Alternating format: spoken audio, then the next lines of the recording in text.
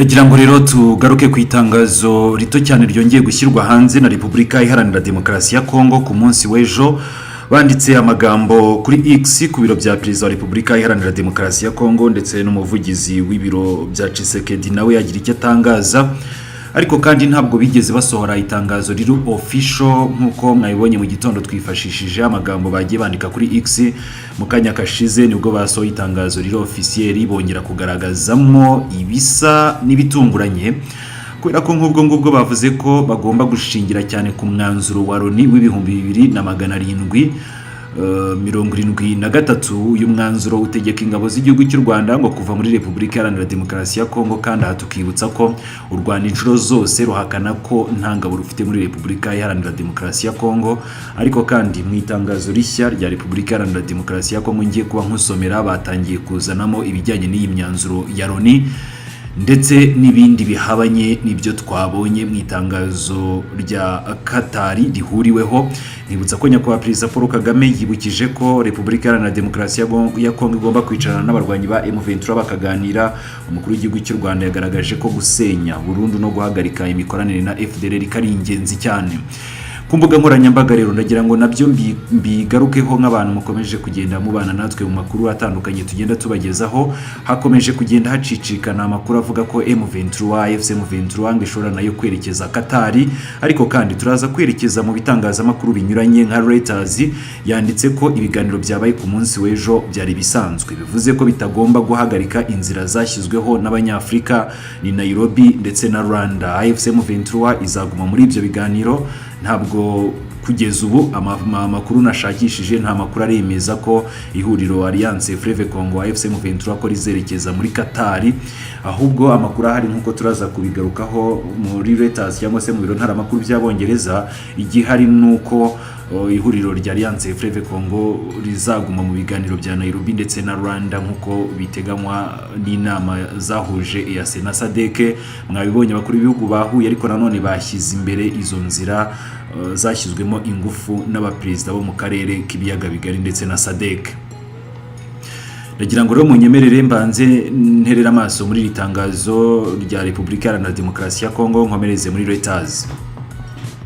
Repubulika Iharanira Demokarasi ya Kongo yatangiye igira iti itangazo rigenewe abanyamakuru ku butumire bwa nyiricyubahiro Sheikh Tamim bin Hamad Al Thani, umwami wa Katari. Perezida Felix Antoine Tshisekedi Chilombo yagiranye ibiganiro kuri uyu wa kabiri tariki ya 18 Werurwe 2025 na Perezida Paul Kagame w'u Rwanda Doha. Bemeranyije guhagarika imirwano ako kanya kandi nta yandi mananiza mu burasirazuba bwa Repubulika Iharanira Demokarasi ya Kongo. Iyi ikaba ari intambwe ya mbere igamije gushimangira amahoro arambye mu karere. Iyo ni ingingo ya mbere. Kabiri bati Perezida wa Repubulika Iharanira Demokarasi ya Kongo afatanyije na mugenzi we w'u Rwanda ndetse no ku bufasha bw'umuhuza wabo bemeranyije gukomeza ibiganiro bigamije gukemura burundu iki kibazo cy'umutekano mu burasirazuba bwa Repubulika Iharanira Demokarasi ya Kongo. Intego nyamukuru ni ukugarura ubusugire bw'igihugu, gutuma akarere gatuza ndetse no guhagarika ubugizi bwa nabi bukomeje kwiyongera mu burasirazuba bwa Repubulika Iharanira Demokarasi ya Kongo, by'umwihariko muri Kivu y'Amajyepfo na Kivu y'Amajyaruguru. Gatatu bati Repubulika Iharanira Demokarasi ya Kongo, aha niho hateye ukwibaza. Bati Repubulika Iharanira Demokarasi ya Kongo ihora ishishikajwe no gushakira amahoro binyuze mu masezerano ya Rwanda na Nairobi, kandi rero ikomeje gusaba ko imyanzuro y'ibihumbi 2773 y'akanama k'umutekano ka Loni yashyirwa mu bikorwa byimazeyo, kuko rero itanga umurongo usobanutse w'amahoro arambye. Perezida Tshisekedi yagarutse kuri iyi ngingo i Doha ashimira ko Repubulika Iharanira Demokarasi ya Kongo, ashimangira ko iyi RDC izakomeza gukorana n'abafatanyabikorwa bose mu rugendo rwo kugera ku mahoro.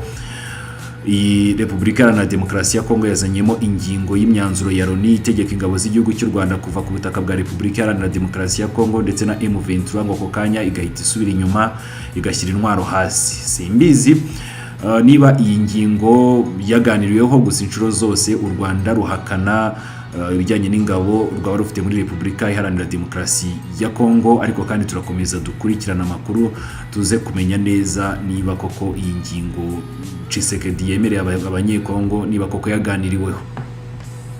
Hanyuma rero twihutiye muri Reuters naho bashishimuye inkuru igaragaza n'ijambo Tshisekedi yaba yavuze bo batangiye bagira bati Perezida wa Repubulika Iharanira Demokarasi ya Kongo Felix Antoine Tshisekedi Tshilombo hamwe na mugenzi we w'u Rwanda Perezida Paul Kagame basabye ihagarikwa ry'imirwano mu burasirazuba bwa Kongo kuri uyu wa kabiri. Ni mu biganiro bya mbere kuva umutwe wa M23 wongereye ibikorwa muri Mutarama. Itangazo rusange ryasohowe ku bufatanye na Qatar nk'umuhuza w'ibiganiro byabereye i Doha rikavuga ko ihagarikwa ry'imirwano rigomba kuba ako kanya kandi n'ayandi mananiza, ariko kandi nibizwi niba bizatuma abarwanyi ba M23 bahagarika ibikorwa byabo kuko bafite uburenganzira bwo gukomeza imirwano na cyane ko batigeze bagaragara muri ibyo biganiro. Ikindi kandi ngo ni abarwanyi kuri ubu ngubu bafite ibice binini by'uburasirazuba bwa Repubulika Iharanira Demokarasi ya Kongo, Kivu y'Amajyepfo na Kivu y'Amajyaruguru. Leta ya Kongo ishinja u Rwanda kohereza intwaro n'abasirikare b'iki gihugu gufasha M23, umutwe umaze gusubiza mu burasirazuba bwa Kongo kandi wafashe ibice byinshi bitandukanye muri iyi ntara ya Kivu y'Amajyepfo na Kivu y'Amajyaruguru. Ni ku rundi ruhande rwayo Leta y'u Rwanda ikavuga ko ingabo zayo zirimo kwirwanaho kubera ibitero bikomeje kubagabwaho n'ingabo za Kongo ndetse n'imitwe yitwaje intwaro ahanini yiganjemo FDLR. Ibihugu bituranye byombi no kuvuga Repubulika Iharanira Demokarasi ya Kongo n'u Rwanda byagaragaje guhuza impande zihanganye kugira ngo hashyirweho agahenge, ariko ibiganiro byari biteganyijwe kubera muri Angola kuri uyu wa kabiri byaje gusubikwa kuko rero M23 yaje gusohora itangazo mu buryo busa n'ubutunguranye ivuga ko itazabyitabira.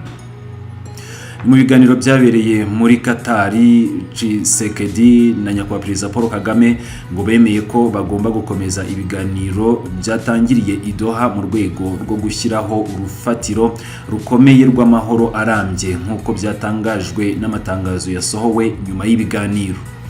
Umudiplomate wari hafi y'ibiganiro yavuze ko ibiganiro ngo byari ibiganiro bisanzwe kandi bitari bigamije rwose gusimbura indi mishyikirano iriho. Ibi rero nibyo bigaragaza ko gahunda ya Rwanda na Nairobi nayo igomba kugumaho igahuza nyine abahanganye. Ntabwo dukurikije ibyanditse hano muri Reuters bigaragaza ko M23 ishobora guhita yerekeza Qatar.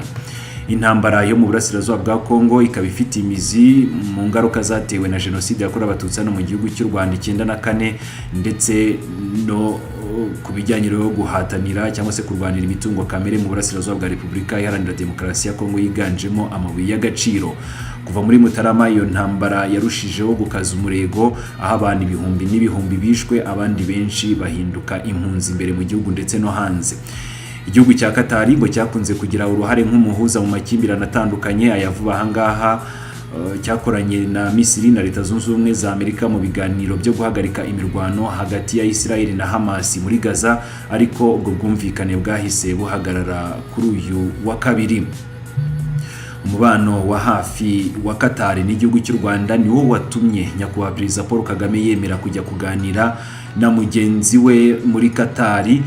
Ikintu rero ngo na Perezida Tshisekedi yarazi neza, nk'uko rero byagaragajwe n'umusesenguzi Bobo Kabamba. Uyu ni umusesenguzi wo muri kaminuza yo mu Bubiligi, maze yakomeza agira ati hari kubera ibintu bitangaje iyo Qatar iza kuba itari inshuti n'igihugu cy'u Rwanda. Mu gusoza Tshisekedi ngo yagize ati ibiri kubera ku butaka birimo no gukomera kandi uko iminsi ishira birarushaho.